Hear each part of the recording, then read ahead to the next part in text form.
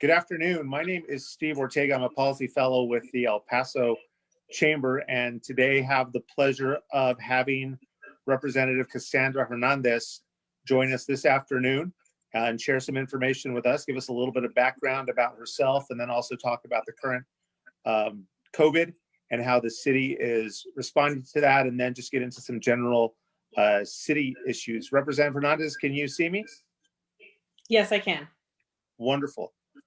Let's start off for those viewers who may not know you or know about you, just a little bit of a background about yourself. And then if you can just describe the area of the city that you represent as the District 3 city representative. Sure, absolutely. Thank you all for joining us, and thank you to the Chamber for hosting this. It's been a lot of informative sessions. And so my name is Cassandra Hernandez, and I am in my first term serving as a District 3 city representative. And a little fun fact, I used to work for former Representative Steve Ortega. And I still remember our first call, Steve, where you did a quick interview, real quick to the point, and you said, okay, great, you're hired if Anna likes you. And so from there, I got my first step into City Hall and to city politics. And then I knew that this was my future, this was my destiny. I decided to run, out of graduate school with very little work experience, because I thought that our council needed a good, representation of not only youth in our community, but also women. There were not a lot of women on council. So the area that I represent is, I'll give you the high schools because everyone in El Paso knows our high schools. That's how you do it. Hanks High School, Burgess High School, and Riverside area. And so those high schools pretty much are about a population of about 95,000 people that I represent in that district. And then it goes, the furthest west point is going to be near the Medical Center of Americas, which is Texas Tech University, near the Children's Hospital. And then going all the way to the east, it'll be closest to George Theater in Montana. So it is a big area. So I just completed my second year, going into my third year, and then my term will end in January of 2021.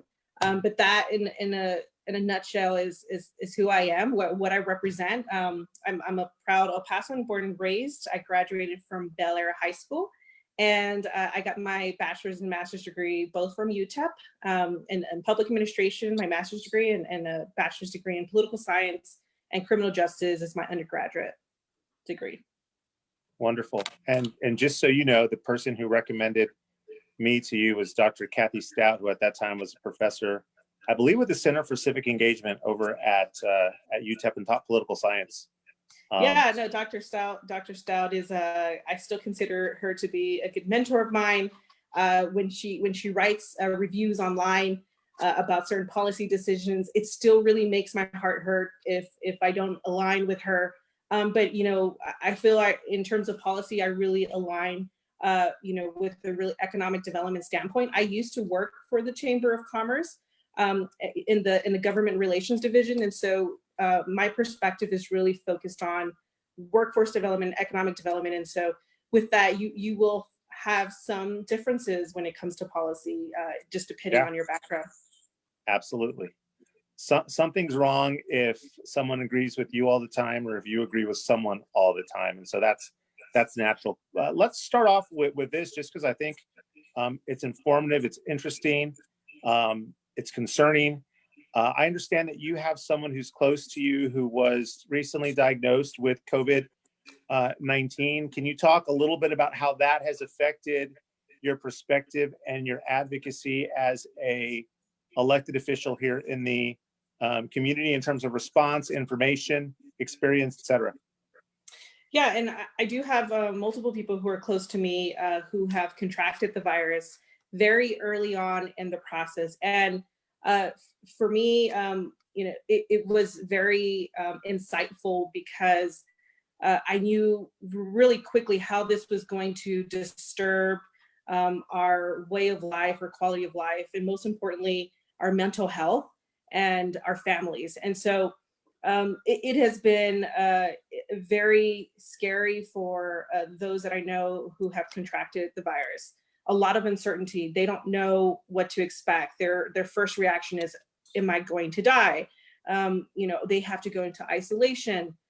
Their lives are completely stopped. It doesn't matter if there's a death in the family, if we have a funeral, if there's a birthday party, everything completely stopped for them in complete isolation for weeks at a time.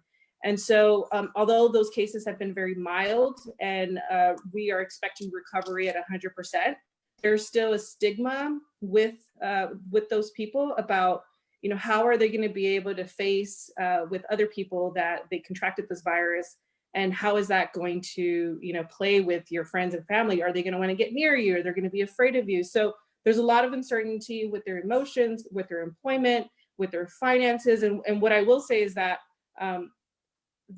all of the businesses in El Paso, including the credit unions and banks, and everybody has been just really supportive.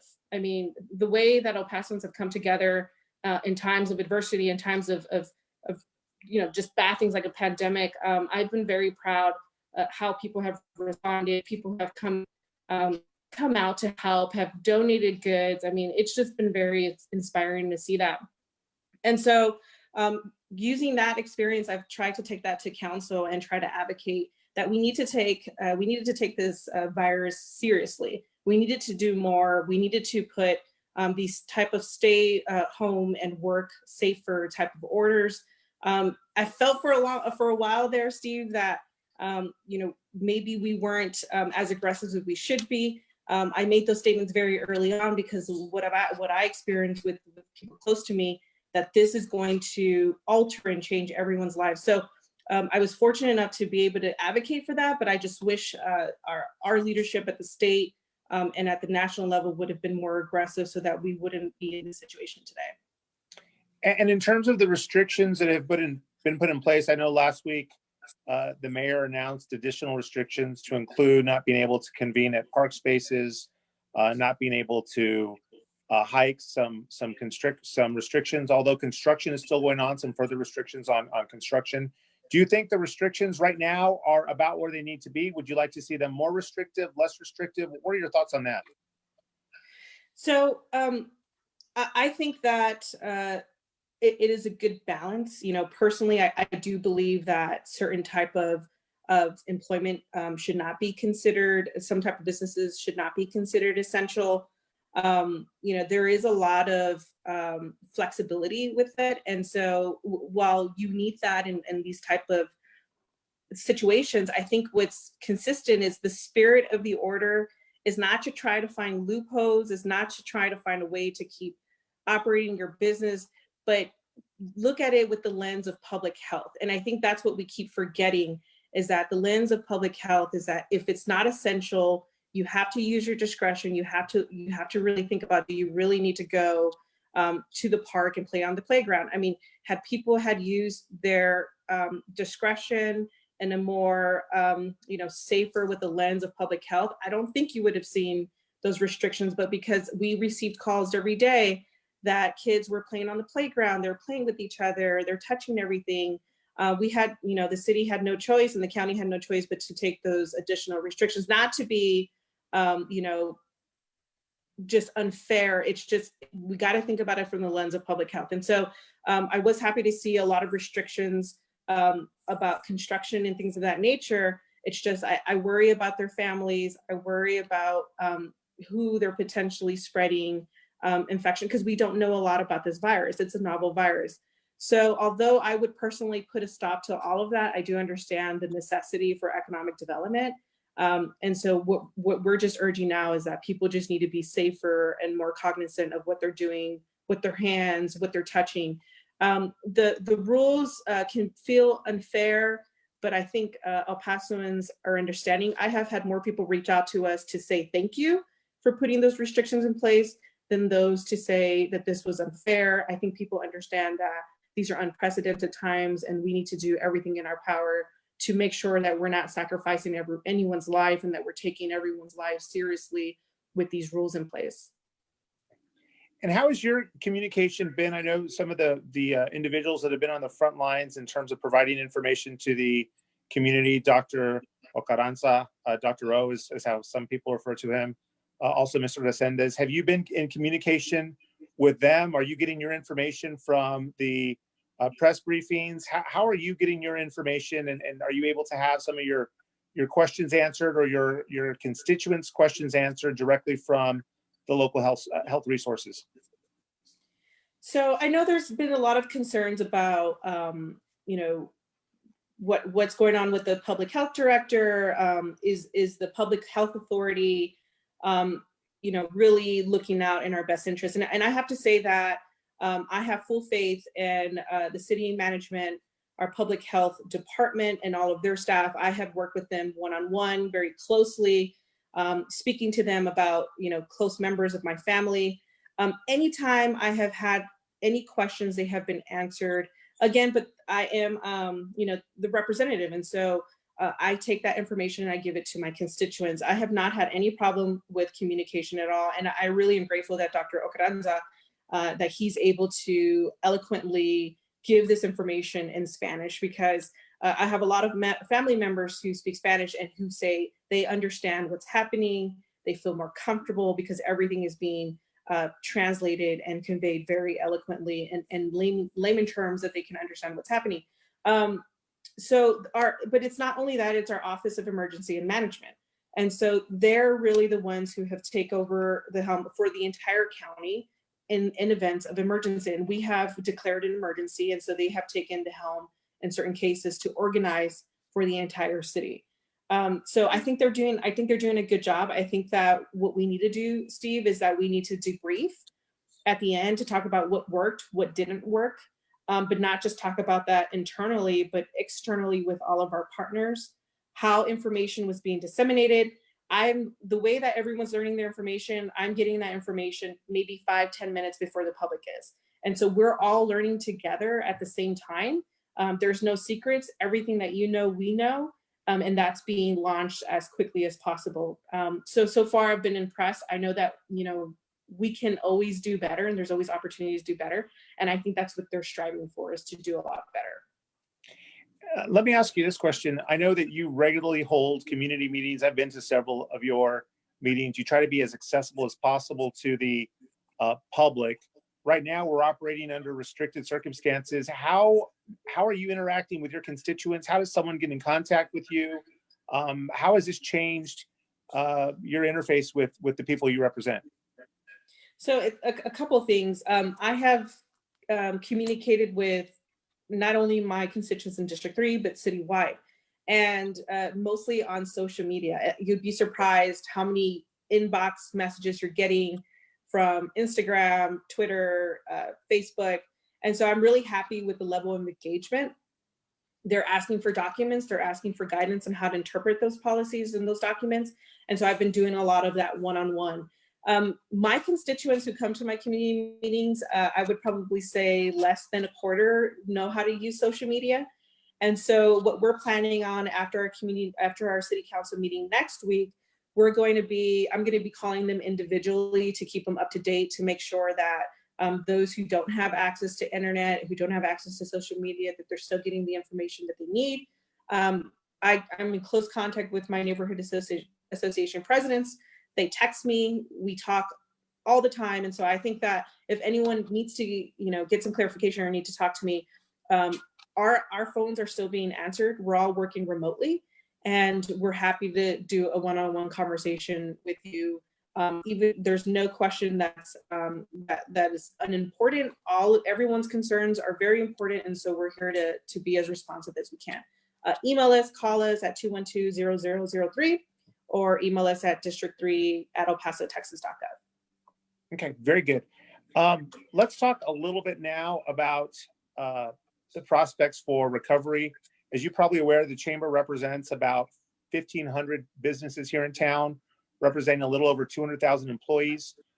So the Chamber's mission is to make sure that the business climate in El Paso is such that we can prosper economically. And so there's been some thought and some concern about what the city does to recover from this as quickly as possible. I know our president, David Jerome, likes to talk about projects like the arena, the Children's Museum. I know you just recently had a project in your district with the community center. He likes to talk about them as the potential for economic stimulus. There's been some discussion in Washington, D.C. by the president and Democrats about passing a stimulus bill. What are the prospects for some of these big ticket projects for the community? What do they look like in terms of moving forward? I'm very confident that all of our signature projects that were passed in 2012 will continue, and they have to continue.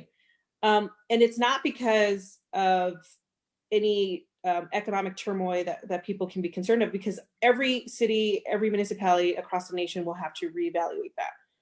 But when we reevaluate that, we also have to reevaluate the state law. I mean, these were passed by voters. We cannot just scrap them. They have to be fulfilled by law. And so that's what's really important first. We need to see those. And I always advocated for the passage of the bond as well as the implementation to be concluded within a 10-year period. So our multi-purpose center, our Mexican American Cultural Center, our children's museum, the three of those projects should be concluded by 2022. I think that's where we're going to have to be flexible. We're going to have to rethink when these projects can be done realistically, considering we're going to be on hold for some time for the foreseeable future. And how does this delay the rollout of those projects? To include some of the projects that we have enhanced over the time of my since I've been in office are water parks. We were supposed to open those during Memorial Day. There's 4 across the city. We've postponed those till next summer, granted that everything is better. So we're taking proactive measures to not only achieve economies of scale, but people also have to understand that although the city of El Paso is a government, we also have, finance and a budget to be. So we have what we call a rainy day fund. So it's essentially our savings account. We have about $50 million there. And so it gives you several weeks of operating days if we receive no revenues. So although we're at the end of our fiscal year, we're entering our new fiscal year, we have a budget that we need to start preparing for. We usually start preparing for that in the month of May, and going into June, July, and August, we adopt our budget. And so now we're looking at how are we going to cut back. We also have compounded with our state law, the law that requires that we cap our property taxes. So SB2s, yeah, SB2. We have all of these things that we have to be concerned about our rainy day fund, about how are we going to help recovery, but also these fulfillments of these bond projects that we have put our eye on to conclude by 2022. And I have heard a lot from businesses have said, how can I apply for grants? How can I get support from the city? The city isn't doing enough. But the reality is that we don't have big enough coffers to give to the public. It has to be in a form of economic stability, economic development. While we do have some funds, and those funds are being used for purposes of economic development, most of our economic development initiatives are predicated by your performance. So if you pay taxes, you get those back. And so they're performance-based. So if you're not providing any taxes, if you're not paying into the city's budget, then there's nothing to give you back. So to come up with just this budget will require the support of the federal government. And I think that's what we're relying on, is that our congresswomen, along with our senators, that they come to the table and bring those much needed dollars for our community. And how those are spent is really where we're going to need the guidance and support from the chamber. So it's really important that we focus on what we can do locally. And I understand the money that we sent over to Lift Fund. Within 2 hours, we received hundreds of thousands of requests for small grants. And within 2 hours, we received over $5 million of requests for small business loans. And so that is a clear indication that we need more resources, and the city has to do more for small businesses in El Paso, because that is really what we rely on is our mom and pop shops in El Paso. So what we're advocating is for those who can to continue to support small business, order takeout, do what you can. And then our food bank, we have a lot of insecure people in our community. I know that there's an initiative with the El Paso Community Foundation called Get Shift Done. and they're going to be paying people who are unemployed to work at the food banks. And so there's a lot of great initiatives that are coming forward.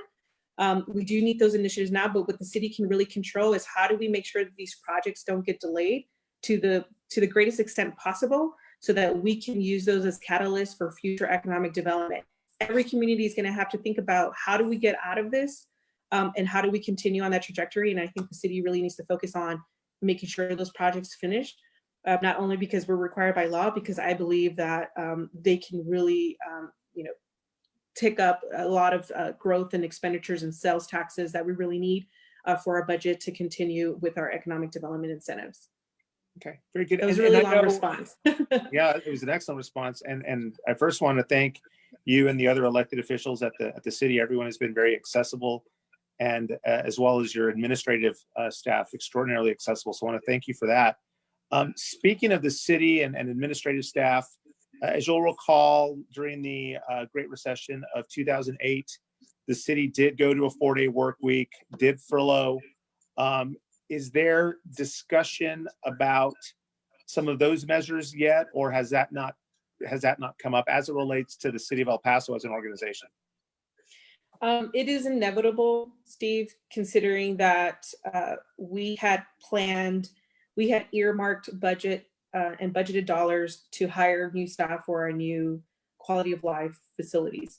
And so some of those will be delayed, and those who were hired will either be reassigned or, like, for example, our pools and all of our part-time lifeguards, there's not a need to hire anymore. And so whether it's a form of laying off or delaying those hires, I don't think that we're going to get away with not doing those type of hard decisions. Every business and governments are going to be experiencing that, and I think it's inevitable. It's going to happen. We'll be having those budget discussions. We're having them pretty much bi-weekly. The city manager's proposing cost-effective measures to implement so that we can save as much dollars as we can. And so those are going to be some of his proposals. So I very much expect that will be on the table. Okay.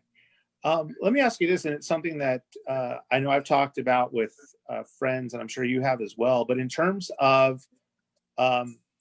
things getting back to normal, I think there have been 2 iterations of the stay-at-home order. And when I say back to normal, restaurants open, schools have students back in the classrooms.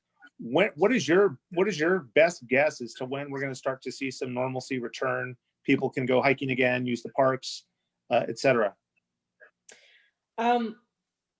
Just observing my family members, and I'm not, a public health official at all, but the time it takes to recover until you're not symptomatic anymore varies person to person, especially when you have folks who are more at risk. So I do believe that we're in it for the long haul. I would be the first to advocate if there are still cases that are being contracted in our city, that we need to continue this, because one person who's positive for COVID, who is who does not have any symptoms, who may potentially be spreading to others, can ripple the way that you saw in the past 2 weeks in El Paso, with our highest increase of 28 just yesterday. And so we started off with 1 to 3 to 10, and then it skyrocketed to 150 within 2 weeks. And so that's what one case can happen. So if we do continue to see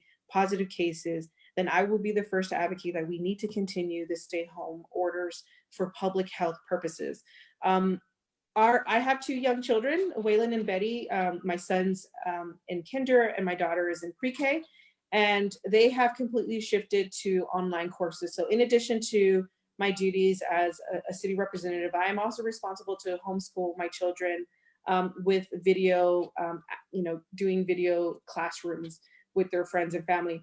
And so it has created a big burden to a lot of families who don't have accessibility to internet, to computer, to technology.